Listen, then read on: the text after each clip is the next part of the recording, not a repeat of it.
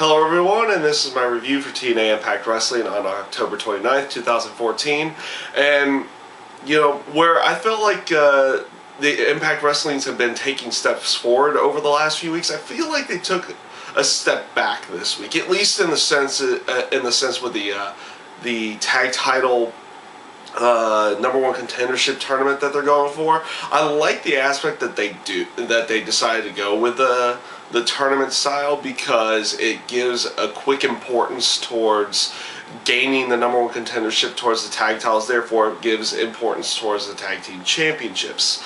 My biggest problem with it in this week's form, and I felt was at least a step back, was the fact that they didn't go with any heel teams. You have face champions here. They just got off the tag title series with essentially two other face teams that at that time. So you have face champions versus two face opponents, and and now they went with obviously had the semifinal matches this week, and they went with the face characters again. And the face characters will be meeting each other in the finals of this tournament. It'll lead to another face-face situation down the road when one of those teams actually gets their tag title shots. So I feel like that's a step back there. You would really want to see a heel team kind of get this there. Try to get a little bit of heat going into the actual tag title match, and especially for the finals of the match itself.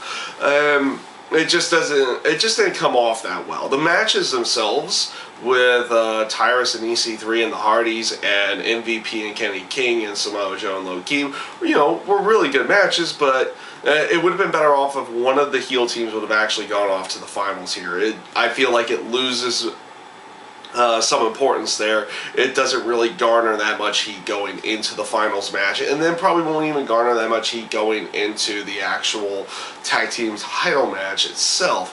And speaking of the tag team champions, now they're in this feud with James Storm, where James Storm is trying to gain control over some of the wrestlers and everything. He already has has Sonata and Manic on his side, kind of in the brainwash type spiel, almost Wyatt family-esque. And now he's going after Davey Richards, and man, did they book this fast. He basically talked to him last week for the first time, and now it almost feels like Davey Richards is almost in some kind of trance of James Storm's speaking and preaching and everything like that. I really did not like where they went with this week. It just came along way too fast this time. If they would have taken a little bit more time down the road and actually maybe built it up a little bit more, but it feels like they're moving along way too fast with this. And subsequently, the match with him and him and the other, the other name is skipping my mind right now, but one of the other member of the Wolves, that match itself, Eddie Edwards, there it is, it finally came to my mind. It was a decent match and everything. Your typical kind of heel face interaction where you have Sonata and Manic causing distractions in the background, which will eventually lead to James Storm getting the win of all things, while Edwards is talking with Richards, and he turns around to the last call super kick, and to put a little bit more dissension in there. And again, what I would say is a really fastly booked and booked way too fast type of turning of Richards, and maybe splitting up the Wolves, or at least that's where they look like they're going with it. Who knows if that's what they'll actually do with that storyline in the end. We'll see where it goes, but it looks like it's just being booked way too fast if that's the route that they're going. You also got the full heel turn of Madison Rayne this week. They teased that from the weeks before, where she was cheating the win, and then she had her Knockouts title match, and that you have her going up against Havoc there. You can't really have her going as a heel in any way.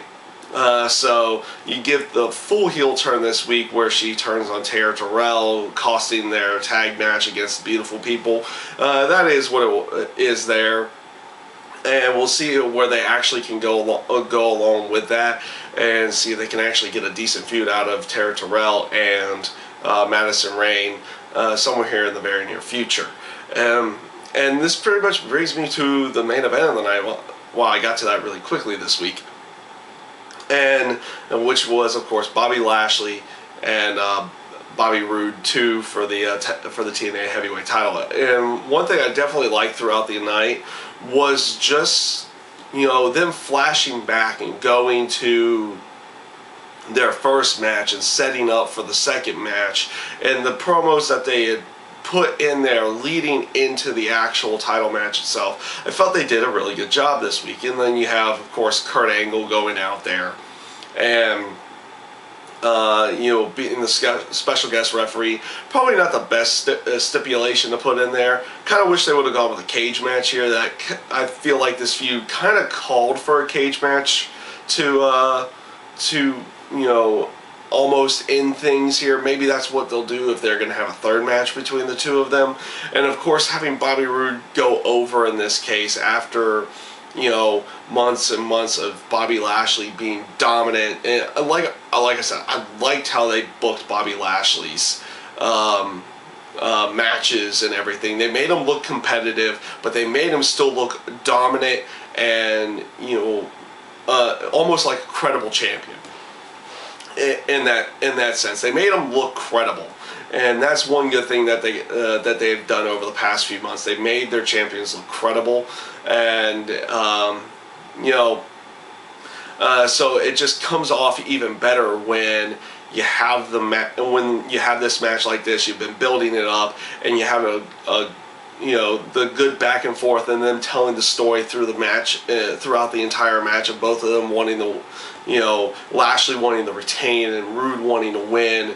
And I felt like, again, this match just delivered on a lot of levels, and I like the fact that they would decide to have Bobby Roode go over here. It leaves room for having a third match,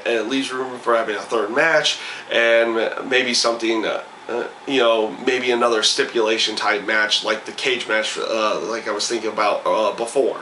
So overall, this Impact, the main event definitely delivered, and the match quality again delivered. But like I said, with the Richards and Edwards, way they're booking that feud with him and James Storm and Manic and Sonata, I feel like they're booking it way too fast. I felt like the tag title tournament took a step back this week. We'll see how the match with Low-Ki and Joe and the Hardys go, and then we'll see how they try to build the tag team title match itself after that, with the winners of that. In the side note, with Madison Rayne going with a full heel turn, you're kind of expecting that to happen somewhere down the line. And overall, it was an okay show. I feel like there was a lot more bad about it this week than there probably was good, but the match quality kind of makes up for that, and of course the great main event as well made up for any of the bad things that had been any of the bad things I felt like went on with the storylines this week. And that's my review this week for TNA Impact, and I thank you guys for watching.